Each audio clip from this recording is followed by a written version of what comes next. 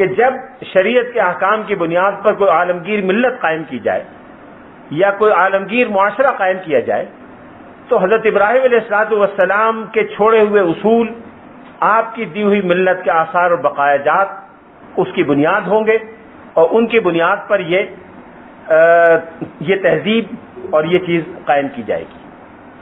جو چیزیں عرب لوگ ناپسند کرنے لگے تھے ان کو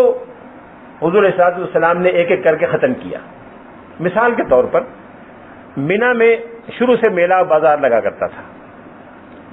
باہر سے آنے والے قبائل اپنا سامان لے کے آیا کرتے تھے اور وہاں بیچا کرتے تھے۔ یہ چیز قریش اور طائف کی تجارت کو نقصان پہنچاتی تھی۔ بجائے اس کے کہ تجارت قریش کے ہاتھ میں ہو، ایک بڑا حصہ اس تجارت کا نکل کے ان قبائل کے ہاتھ میں آ جاتا تھا جو اپنا سامان لے کے آیا کرتے تھے اور مینا میں بیچا کرتے تھے۔ تو قریش نے یہ چاہا کہ دوسرے قبائل کو تجارتی سرگرمیوں سے روکنے کی خاطر ایک تصور یہ پیدا کریں کہ حج تو ایک خالص روحانی عبادت ہے، ایک خالص پاکیزہ چیز ہے، وہاں دنیاوی تجارت اور مادیات کی علائش نہیں ہونی چاہیے۔ اس لیے انہوں نے دوسروں کو تجارت کرنے سے روکنا چاہا۔ رسول اللہ صلی اللہ علیہ وسلم نے حج میں اس کی اجازت دی، بلکہ ہدایت کی قرآن پاک میں کہ اللہ کا فضل بھی تلاش کرو، اللہ کی عبادت بھی کرو۔ اس لیے اگر کوئی مسلمان حج کے موقع پر تجارت کرنا چاہتا ہے، چونکہ حضور کی لائی ہوئی شریعت میں دین اور دنیا میں کوئی تعارض نہیں ہے، دینی سرگرمیوں کے دوران دنیاوی سرگرمیاں ہو سکتی ہیں اور دنیاوی سرگرمیوں کو دین کی رہنمائی میں کرنا ہے، اس لیے حضور نے اس اجازت کو دوبارہ بحال کر دیا۔ اسی طرح سے قریش مکہ نے اپنے کو دوسرے عربوں سے ممیز کرنے کے لیے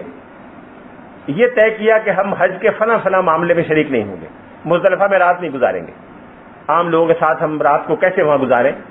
اپنے کو نمایاں کرنے کے لیے اپنے کو مزدلفہ سے مستثنا کر لیا۔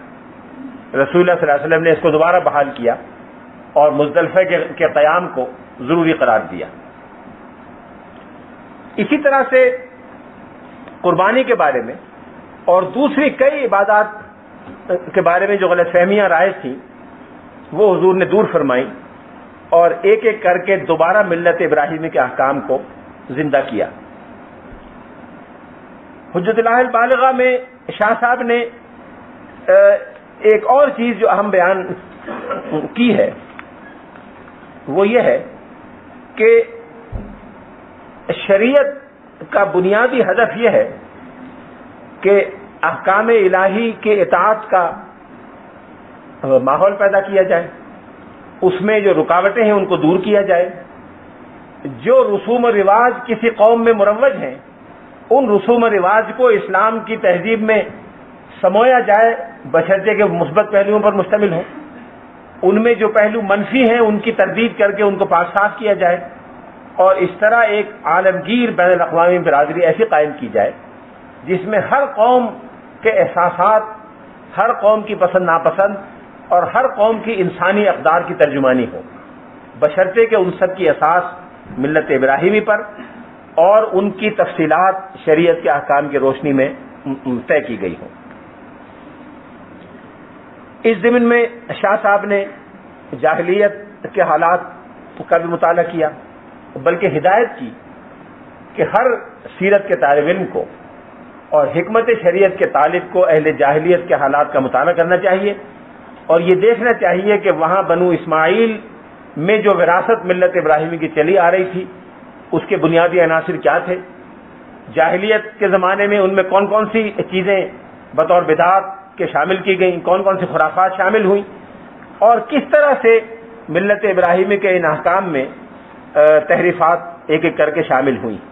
فقہیات سیرت پر گفتگو ختم کرنے سے پہلے ایک دو چھوٹی چھوٹی چیزیں اور بطور مثال کے بیان کرنا چاہتا ہوں۔ شریعت کا ایک اصول ہے جس کو احراز اور استیلا کے نام سے بعض فقہا نے بیان کیا ہے۔ احراز اور استیلا، اس معاملے میں بھی امام ابو حنیفہ کا نقطہ نظر کئی دوسرے فقہا کے نقطہ نظر سے مختلف ہے۔ امام ابو حنیفہ کا نقطہ نظر یہ ہے کہ میدان جنگ میں اگر دشمن فوج کا سپاہی کسی چیز پر قابض ہو جائے، مسلمانوں کی کسی چیز پر قابض ہو جائے، اور کامیابی سے اس کو اپنے علاقے میں لے جائے تو وہ اس کا مالک سمجھا جائے گا، پھر مسلمان کی ملکیت اس پر ختم ہو جائے گی۔ اسی طرح سے اگر کوئی مسلمان سپاہی دشمن کی کسی چیز کو اپنے قبضے میں لے لے اور کامیابی کے ساتھ اس کو اسلامی ریاست کی حدود میں لے آئے تو اس غیر مسلم کا قبضہ اس پر ختم ہو جائے گا۔ یہ اصول امام ابو حنیفہ نے سب سے پہلے بیان فرمایا، جس کو احراز کے اصول کے تحت فقہاء احناف نے بیان کیا ہے۔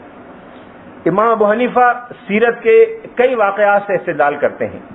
لیکن ان کا سب سے بڑا استدلال فتح مکہ کے واقعات سے ہے۔ جب مکہ مکرمہ فتح ہو گیا تو رسول اللہ صلی اللہ علیہ وسلم نے اپنے سابقہ دولت قدے پر قیام نہیں فرمایا، نہ اپنے سابقہ دولت قدے اور جائیداد کا قبضہ دوبارہ لینے کی کوشش کی۔ جو جائیداد جس کے قبضے میں تھی اسی کے قبضے میں رہی۔ حضور کا اپنا مکان مبارک جو حضرت عقیل نے فروخت کر دیا تھا، جس کے ہاتھ فروخت کیا تھا، حضور نے اس سے نہیں پوچھا کہ تم نے اس کو کیوں خریدا، عقیل سے نہیں پوچھا کہ تم نے کیوں بیچا، جو جس کے پاس تھا اسی کے پاس رہا۔ حضور علیہ الصلوۃ والسلام کی پیروی میں بقیہ مہاجر صحابہ کرام نے بھی اپنی جائیداد کے بارے میں کوئی سوال نہیں اٹھایا، اور وہ جائیداد پھر انہی لوگوں کی قرار پائی جنہوں نے وہ بیچ دی تھی یا جنہوں نے قبضہ کر لیا تھا۔ مورخین اور سیرت نگاروں نے اس کی تفصیل بیان کی ہے کہ کس نے کس کی جائیداد پر قبضہ کیا تھا۔ میں نے بعض تفصیلات نوٹ کی ہیں جس کو بیان کرنے کا موقع نہیں۔ خلاصہ یہ کہ مہاجر صحابہ کرام میں سے کچھ صحابہ کرام تو اپنی جائیداد کی چابیاں کسی دوست کو دے آئے تھے، ان دوست نے قبضہ کر لیا یا اس کو فروخت کر دیا۔ اکا دکا صورتوں میں امانت کی حفاظت بھی کی گئی، اور جب وہ آئے تو ان کی جائیداد انہیں واپس کر دی۔ یہ استثنائی دو چار واقعات تھے۔ اکثر صورتوں میں وہ جائیدادیں ہاتھ سے چلی گئیں اور رسول اللہ صلی اللہ علیہ وسلم نے ان کو واپس لینے کی کوشش نہیں کی۔ امام ابو حنیفہ اس سے یہ استدلال کرتے ہیں کہ اگر کسی دشمن ملک کا شہری کسی مسلمان کی شہری کی اس جائیداد پر وہ مسلمان شہری جو اسلامی ریاست کا باشندہ ہو قبضہ کر لے تو وہ جائیداد اس کی سمجھی جائے گی احراز کے اصول کے تحت، اس لیے کہ اگر یہ جائیدادیں ان مسلمانوں کی ان غیر مسلموں کی نہ ہوتی جو مسلمان ہو گئے تھے تو رسول اللہ صلی اللہ علیہ وسلم کسی مسلمان کے قبضے میں ناجائز جائیداد کا برقرار رکھنا پسند نہ فرماتے اور اس کو بیان کرتے کہ تمہارے قبضے میں یہ ناجائز جائیداد ہے۔ حضور کا اس پر اعتراض نہ کرنا اور مسلمان ہو جانے کے باوجود انہی لوگوں کے ہاتھوں میں اس کا رہنا اور بعد میں ان کا اسی طرح تصرف کرنا جسے اپنی جائز جائیداد پر کوئی شخص کرتا ہے، اس بات کی دلیل ہے کہ حضور نے ان کی ملکیت کو درست تسلیم کیا۔ جب حضور نے درست ملکیت تسلیم کیا تو اس کے معنی یہ ہے کہ احراز کی بنیاد پر جائیداد پر قبضہ مکمل ہو جاتا ہے اور وہ اس کی ملکیت منتقل ہو جاتی ہے۔ یہ غیر مسلم دشمن کے لیے جو حالت جنگ میں ہو۔ دوسرے فقہاء اس سے اتفاق نہیں کرتے، بالخصوص امام شافعی اور امام مالک، اور اس کے نتیجے میں جو کمپلیکیشن پیدا ہوتے ہیں، قباحتیں پیدا ہوتی ہیں، وہ کیا ہے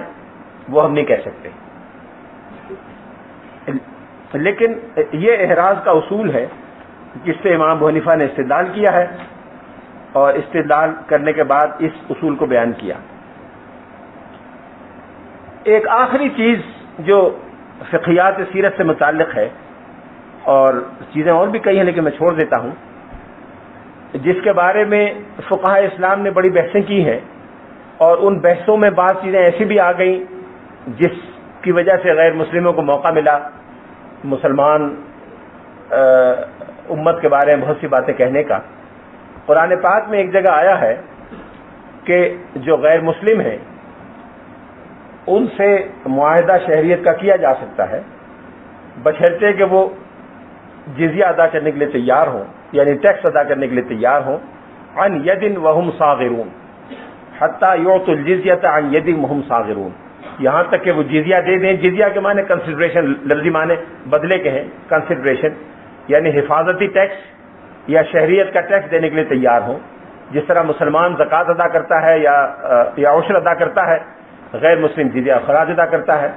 مسلمان سے زکوٰۃ لی جاتی ہے جو ناقابل تغیر اور تبدل ہے، غیر مسلم سے جزیہ لیا جاتا ہے جو معاف بھی کیا جا سکتا ہے، جس میں کمی بھی کی جا سکتی ہے۔ مسلمان سے عشر لیا جاتا ہے زرعی پیداوار پر، غیر مسلم سے خراج لیا جائے گا جو معاف بھی کیا جا سکتا ہے، عشر معاف نہیں ہو سکتا۔ بقول ڈاکٹر حمید اللہ کے عشر اور زکوٰۃ اور خراج اور جزیہ کے معاملے میں غیر مسلموں کی حالت نسبتاً بہتر ہے مسلمانوں سے، اس لیے کہ وہ بعض صورتوں میں اس سے مستثنیٰ بھی ہیں، بعض صورتوں میں تخفیف کے مستحق بھی ہیں، جبکہ کوئی مسلمان نہ زکوٰۃ کی ادائیگی سے مستثنیٰ ہے اور نہ اس میں تخفیف ہو سکتی ہے۔ لیکن یہ جو سیاق و سباق قرآن میں ہے، حتیٰ یعطوا الجزیۃ عن ید وہم صاغرون، صاغرون سے کیا مراد ہے؟ لفظی معنی تو یہ ہے کہ وہ چھوٹے ہو کر جزیہ ادا کر دیں، لفظی معنی یہ ہے، لیکن چھوٹے ہونے سے کیا مراد ہے؟ اس پر بڑی لمبی بحثیں ہیں، اور بعض فقہاء نے بعض ایسی باتیں بھی لکھ دی ہیں جس کی وجہ سے غیر مسلموں نے یہ کہا کہ اسلامی ریاست میں غیر مسلم دوسرے درجے کے شہری ہیں۔ امام شافعی نے جو اس کی تعبیر کی ہے وہ بڑی فاضلانہ اور بڑی معقول ہے۔ امام شافعی نے اس جگہ لکھا ہے کتاب الام میں، والصغار ان یجری علیہم حکم اللہ، صغار سے مراد یہ ہے کہ وہ اللہ کے حکم یعنی قانون کی بالادستی کو قبول کر لیں، شریعت کی بالادستی قبول کرنے کے بعد اسلامی ریاست کے دستور کو برتر قانون ماننے کے بعد وہ ریاست کے برابر کے شہری کے طور پر قبول کیے جا سکتے ہیں، بشرطے کہ وہ ریاست کے مالی تقاضے اور مالی ذمہ داریاں اسی طرح ادا کریں جیسے مسلمان ادا کرتے ہیں۔ اس میں کوئی چیز غیر مسلموں کو سیکنڈ ریٹ شہری یا دوسرے درجے کا شہری سمجھنے کے مترادف نہیں ہے۔ یہ وہ چند مسائل تھے جو فقہیات سیرت سے تعلق رکھتے ہیں۔ بعض چیزیں ضروری تھیں میں نے چھوڑ دیں جو تفصیلات سے متعلق تھیں۔ فقہیات سیرت میں فقہاء اسلام نے رسول اللہ صلی اللہ علیہ وسلم کے اجتہاد کے بارے میں بحث کی ہے، کیا رسول اللہ صلی اللہ علیہ وسلم اجتہاد فرماتے تھے؟